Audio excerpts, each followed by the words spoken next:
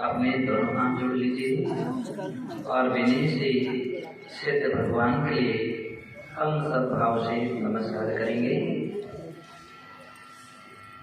ओम नमः सिद्धेभ्यः।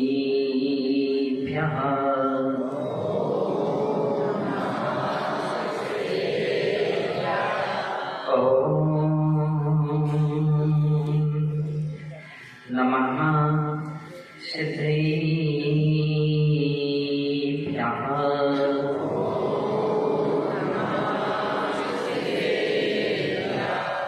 ओम नमः सिद्धेभ्यः।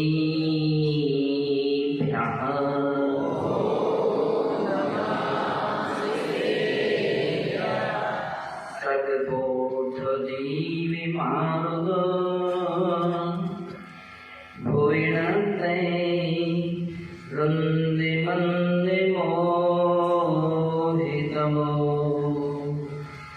रमिति सुरासुरिसंघो जयदुजुलिन्दो महावीरो जयदुजुलिन्दो महावीरो जिह्वा शिखाय कुशला संगारंभा परिज्ञा सत्ता श्री गुरु विमल सम्मति चरणे जुगली सया वंदे। नमो हरिहंताणं नमो सिद्धाणं नमो आय्याणं नमो वज्रायाणं नमो नोई सर्वेशाणं।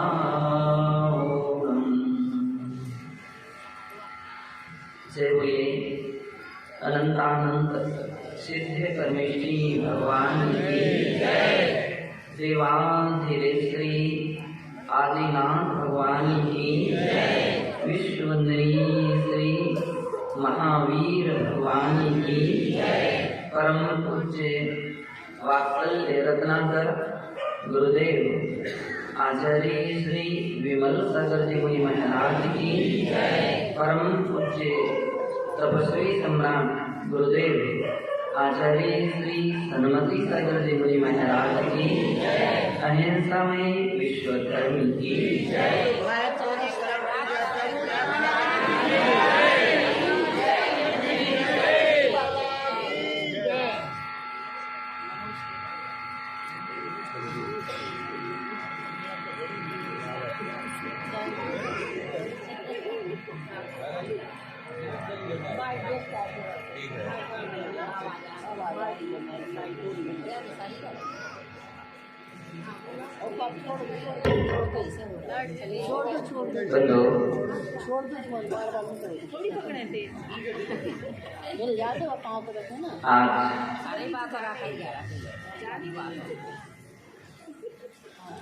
यूं कहें अपन सभी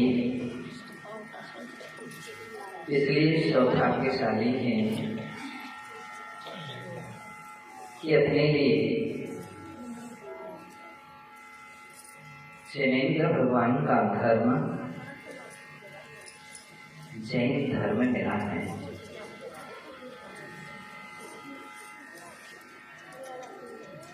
जैन कुल में जन्म मिला है।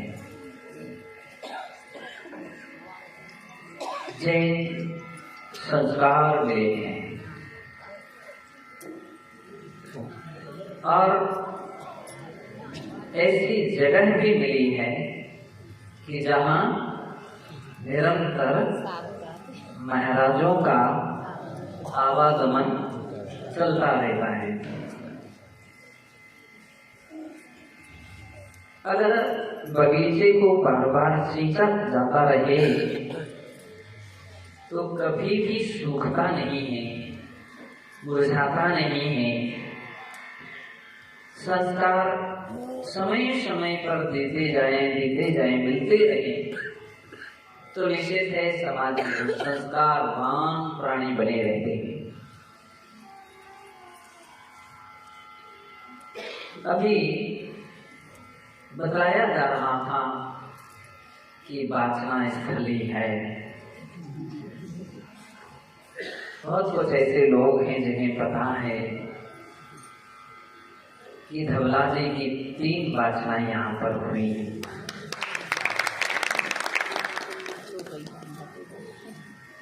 और बड़ी खुशी मुझे हुई, हमारा लल्लू भैया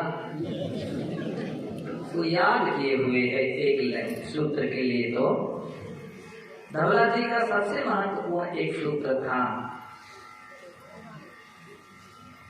कि जीव बद्धम अबद्धम वा।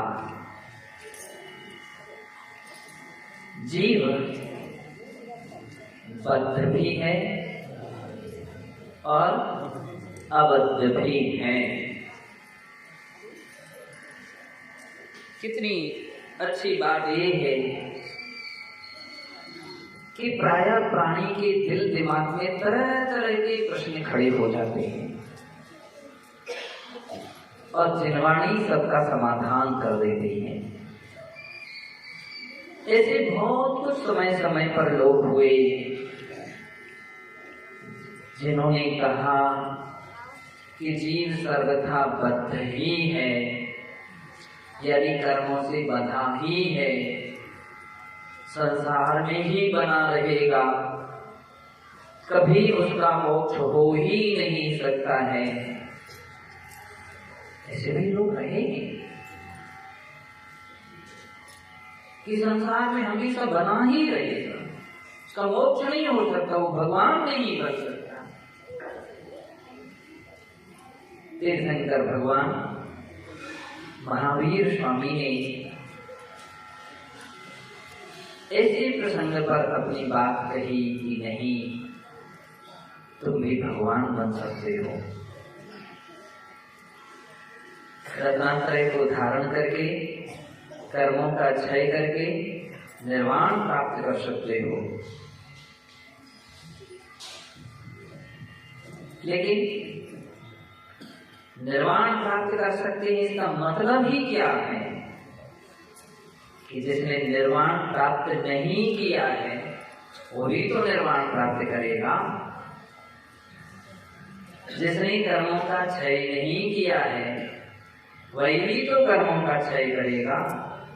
जो पहले बंधा था वही तो बंधन मुक्त हो सकता है। इसके अंदर में 2 बातें आ गई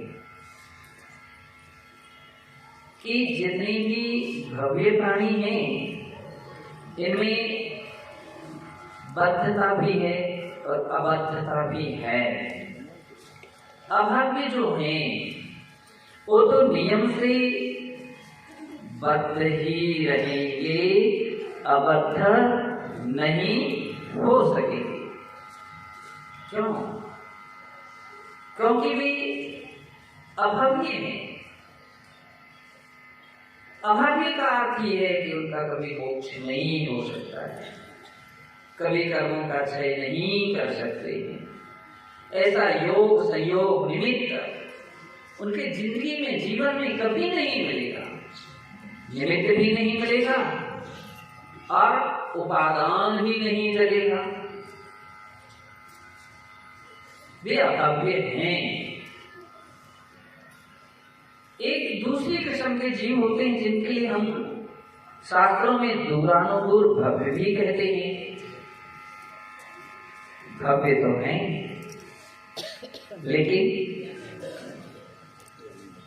उनका कभी मोक्ष नहीं होगा। बतलाते हैं कि 3 प्रकार की स्त्रियां होती हैं।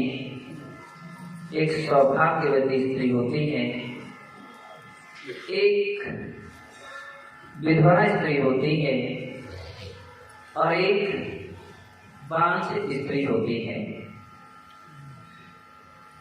बांझ स्त्री कभी संतान उत्पत्ति नहीं कर सकती, ये सिद्धांत है।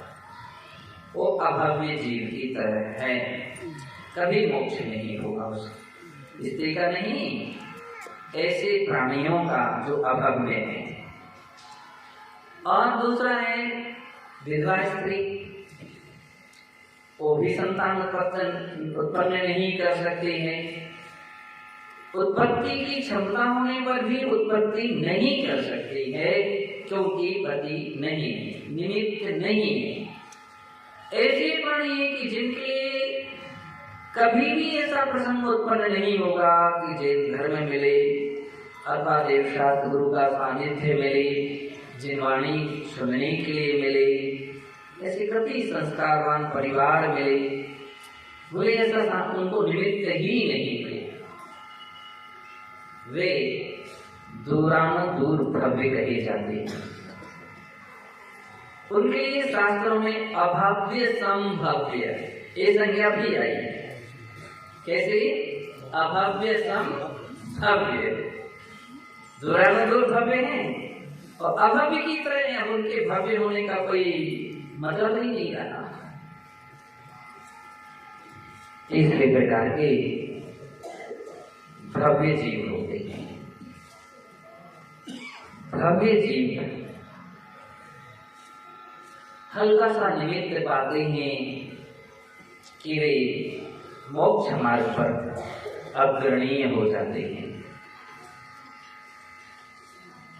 भव्य जीव है, इसलिए भगवान ने जितने भी भगवान ने तीर्थंकरों ने उपदेश दिया, किन लोगों को दिया? कितने किसको दिया है?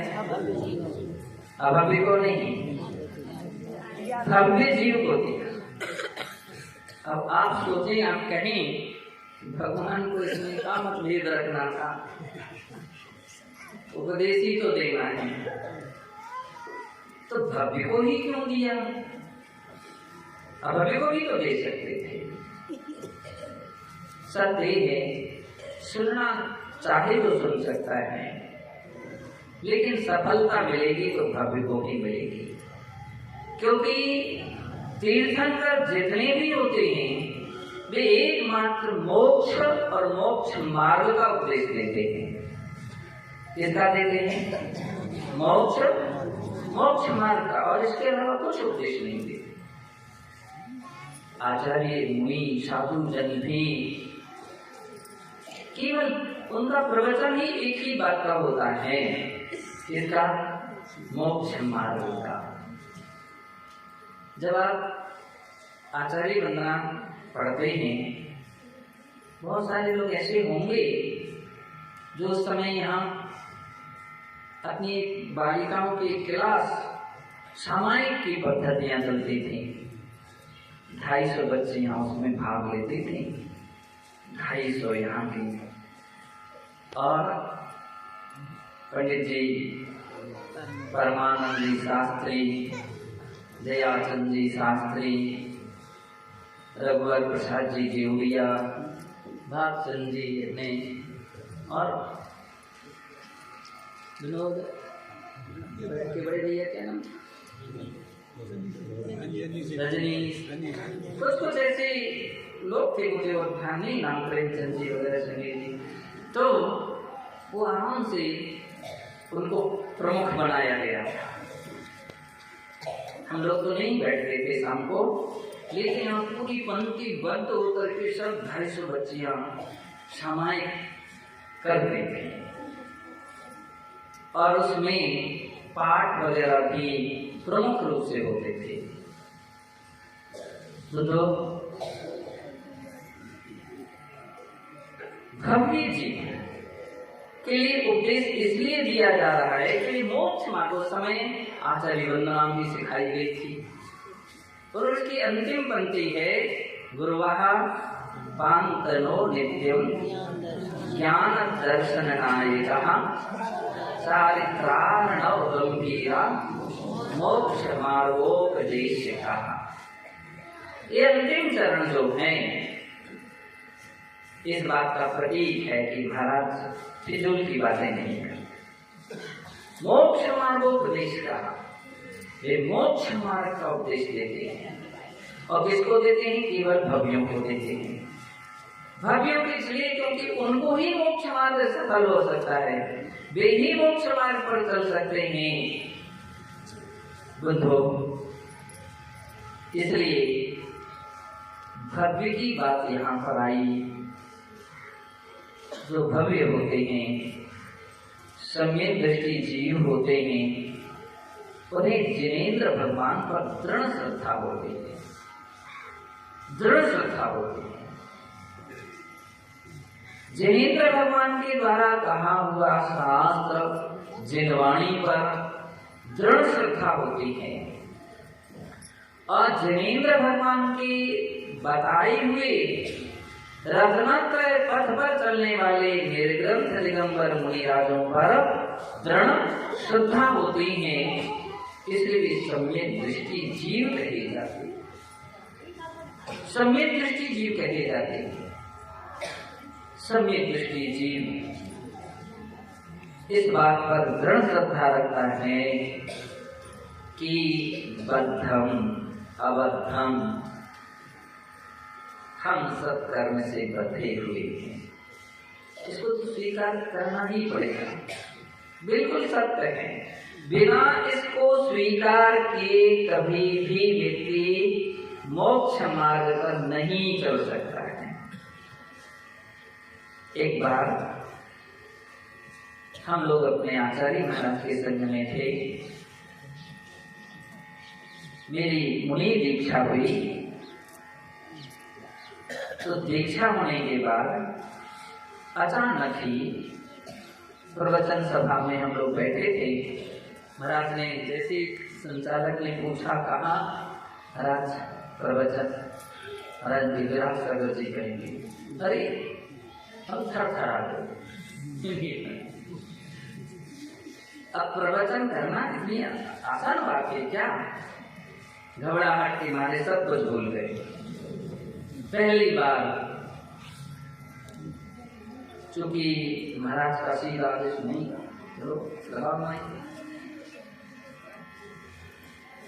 मैंने महाराज से पूछा किस विषय पर प्रवचन करूं? महाराज ने कहा आपने दीक्षा क्यों ली? बस इसी विषय, दीक्षा क्यों ली जाती है? मुझे याद आ गया कि हम लोग प्रतिक्रमण करते हैं, एक शब्द का उच्चारण ऐसा करते हैं कि वह प्रतिक्रमण में भी करते हैं, सामायिक में भी करते हैं, और स्वाध्याय में भी करते हैं, योग प्रतिष्ठापन निष्ठापन में भी करते हैं। वो शब्द था सकल कर्म क्षयार्थम, सकल कर्म क्षयार्थम। पौर्वाणिक देववंदना क्रियायाम पूर्वाचार्य अनुक्रमेण सकल कर्म क्षयार्थम, माध्यानिक देववंदना क्रियायाम पूर्वाचार्य अनुक्रमेण सकल कर्म क्षयार्थम, अपराह्निक देववंदना क्रियायाम तो उसमें सकल कर्म क्षयार्थम, देवशिक प्रतिक्रमण क्रियायाम पूर्वाचार्य अनुक्रमेण सकल कर्म क्षयार्थम, सब जगह करते। दीक्षा कर्मों के क्षय के लिए ली जाती है। कर्मों का क्षय हो, कर्मों का संवर हो, कर्मों की निर्जरा हो, बस इतना ध्यान हमारे अंदर में रहे तो बद्ध से अबद्ध भी हो सकते हैं। इतना ध्यान रहे। जब जब भी आप मंदिर आए, केवल इस दृष्टि से आए कि हम भी, हे भगवान, वह दिन कब आए कि मैं भी आप जैसी अवस्था को प्राप्त कर लूं। मूलाचार्य दिन स्वाध्याय में एक गाथा चल रही थी, और वह इतनी सुंदर गाथा थी, इतनी अच्छी गाथा थी, जिसमें बताया जा रहा था जागति अरहंताणम नित्यानंद से जागरी जागरी वीर मोहानम सामी भवदु सदा। आचार्य कुंद देव केवल दूसरों को भी नहीं लिख रहे थे, वे अपनी बात भी उसके साथ कर रहे हैं कि जो गति अरहंतों की हुई है, जो गति अरहंतों की हुई है, जिसके विषय में उन्होंने व्याख्यान किया है, जो गति वीत मोहियों की हुई है, वह गति मेरी भी हो। वह कौन सी गति है? सिद्ध गति। वह गति मेरी हो। बात वही कर्म की क्षय की बात कहो, मुक्ति की प्राप्ति की बात कहो, स्वभाव की उपलब्धि कहो, सिद्धों की सिद्ध अवस्था की प्राप्ति कहो, कर्मों का क्षय कहो, एकार्थवादी शब्द हैं, तरीके अलग अलग हैं। दोनों मंदिर आते हैं और ये भावना लेकर के आए कि हे भगवान, मैं बार बार आपके लिए दर्शन करता हूँ, निहारता हूँ, देखता हूँ कि वह दिन भी आए कि मैं भी आपके पद चिन्हों पर चल करके आप जैसी अवस्था को प्राप्त कर लूं। समझ लीजिए आपका दर्शन करना सार्थक हो गया। अगर पूजा करते समय यही भाव आ जाए कि मैं इसलिए पूजा कर रहा हूं, एक दिन कर्मों का क्षय करके आप जैसी अवस्था को प्राप्त करो, तो पूजा करना भी सार्थक है। तो बद्ध और अबद्ध, इस सिद्धांत से बद्ध से अबद्ध होता है जीव। लेकिन कब होता है? इस सिद्धांत को भी स्वीकार करना पड़ेगा कि अबद्ध होने की क्षमता भी तो है हमारे अंदर, योग्यता है तभी तो होगी। बिना योग्यता के कोई भी व्यक्ति अबद्ध अवस्था को प्राप्त नहीं कर सकता है। किसी बार किसी व्यक्ति ने कहा मूलाचार में, जब आचार्य अमृतचंद्र देव कहते हैं कि भगवान आत्मा, ये बात आई तो चौंक गए बहुत सारे लोग। भगवान आत्मा, भगवान आत्मा हो सकती है? हाँ, दो प्रकार की भगवान आत्मा है। एक सिद्धात्मा है, वो व्यक्त रूप में भगवान आत्मा है, और एक संसारी आत्मा है, वो अव्यक्त रूप में भगवान आत्मा है। सभ्य शुद्धाहु शुद्धनया, शुद्धने की दृष्टि से देखते थे क्षमता तो सभी प्राणी में है ही, तभी तो भी भगवान बनेंगे। अगर अपनी इतनी क्षमता का ज्ञान ना हो तो पुरुषार्थ ही नहीं करेंगे। कहते हैं बद्ध से अबद्ध प्राप्त हो जाते। जो लोग ऐसा सोचते हैं कि आत्मा कभी मुक्त नहीं हो सकती, तो उनके यहाँ तो मोक्ष नाम की कोई वस्तु ही नहीं है, और मोक्ष मार्ग भी कुछ महत्वपूर्ण नहीं रहा। तो मोक्ष के लिए और मोक्ष मार्ग के लिए कोई बात नहीं रही। जो कुछ भी सब संसार है, और संसार में रहने वाला, संसार में हमेशा शाश्वत रहने वाला भव्य नहीं अभव्य ही है। इसलिए सिद्धांत का ध्यान रखिए कि हम भगवान बन सकते हैं, सिद्ध बन सकते हैं, ये भी क्षमता, और अबद्ध बन सकते हैं। मुक्त कभी आत्मा हो ही नहीं सकती। अगर ऐसी धारणा आ जाए तो सारे पुरुषार्थ फेल हो जाएंगे। इसलिए आचार्य भगवान पुष्पदत्त और भूतबली महाराज ने एक इतना अच्छा सूत्र दिया कि ना तो जीव सर्वथा शुद्ध है और न सर्वथा अशुद्ध है। शुद्ध होने से शुद्ध है और अशुद्ध होने से अशुद्ध भी है। और सामान्य दृष्टि से देखें तो शुद्ध अशुद्ध है। बद्धा बद्ध कहो, शुद्धा शुद्ध कहो, दोनों का अर्थ एक ही है। बुद्धो, धर्मराज जी की जब प्रार्थना होती थी बड़ा आनंद आता था, बड़ी खुशी होती थी। और यहाँ पर बड़ा आश्चर्य की बात है, कितनी संख्या में लोग बैठ जाते थे प्रार्थना में। एक बार एक दादी भी बैठी थी, मैंने पूछा तुमको समझ में आता है क्या? बोली सुनाई नहीं पड़ता है। मैंने कि सुनाई नहीं पड़ता तो काय के लिए आई तुम, काय के लिए बैठते हो? बहुत अच्छी बात है। कम सुनाई पड़ता था इसलिए वो सुन तो रही थी। उन्होंने कहा समझ में आए या ना समझ में आए, लेकिन ये जिनवाणी कब कब मिलेगी सुनने की।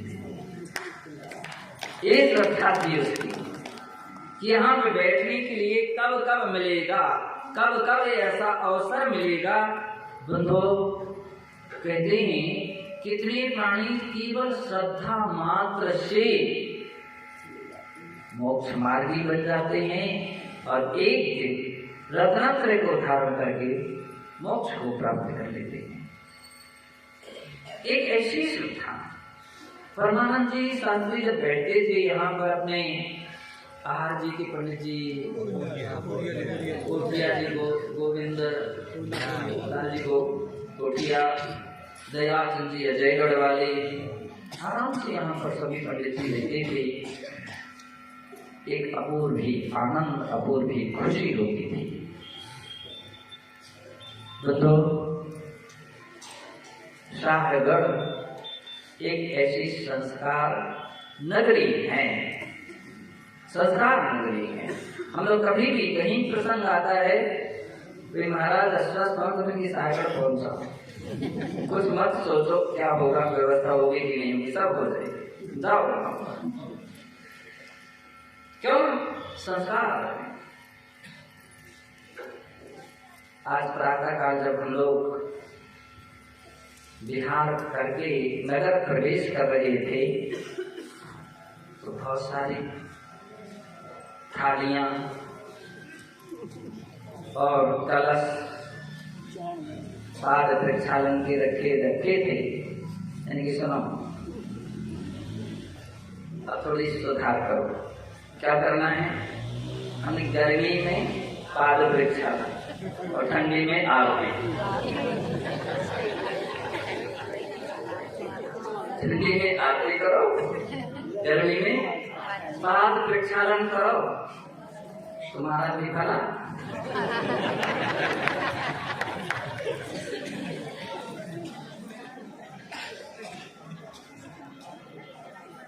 बंधो, शाहगढ़ वालों को एक सहज अवसर मिल गया।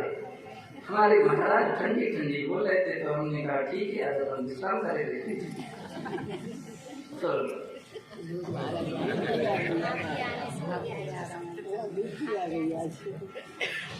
हर प्राणी अच्छे मार्ग पर चले, धर्म के मार्ग पर चले।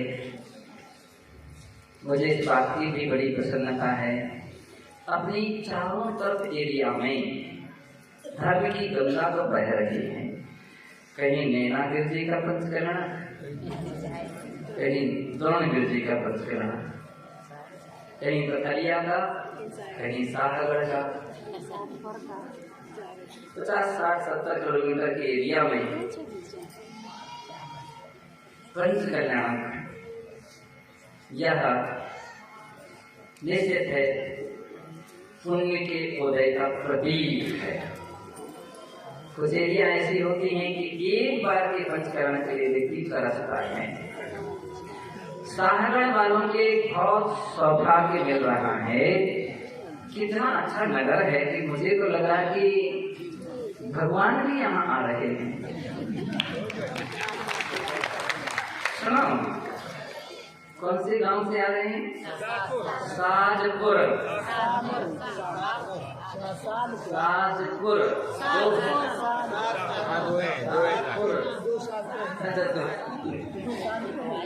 बदलाव से ही एक नगर से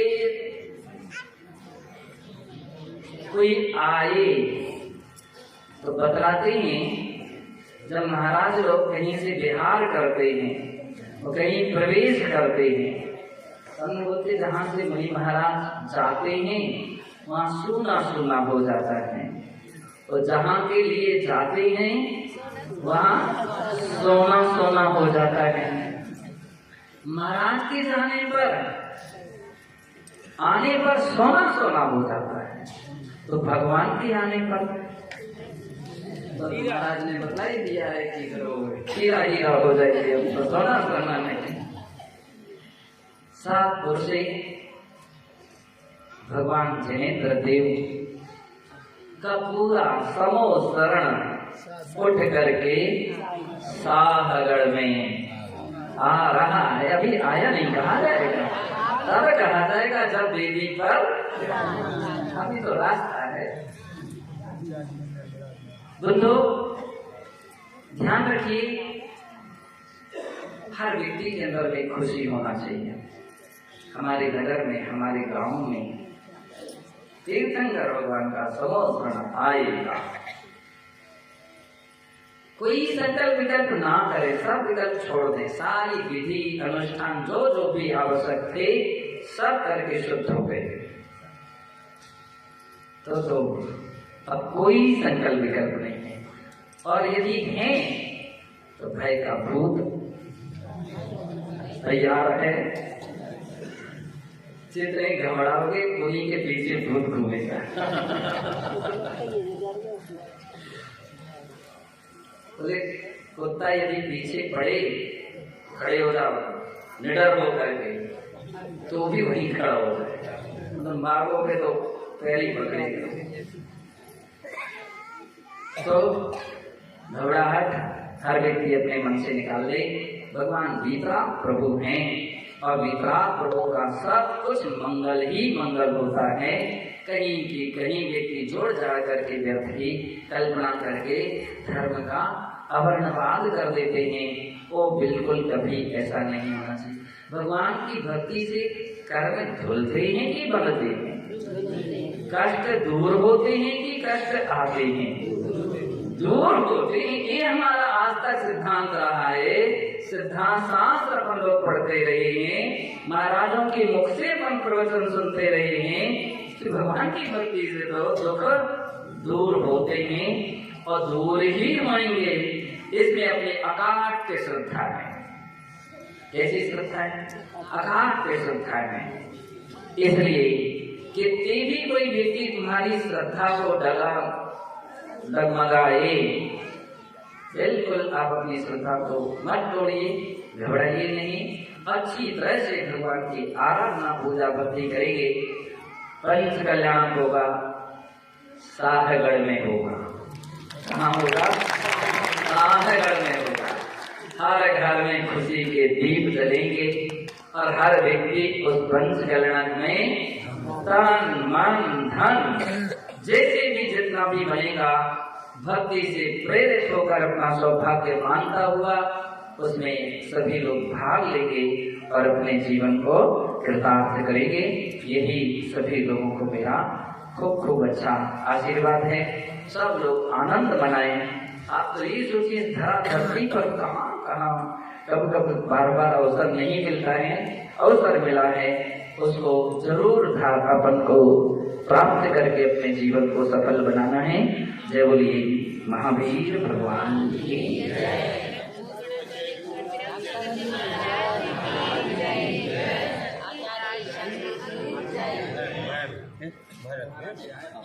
आज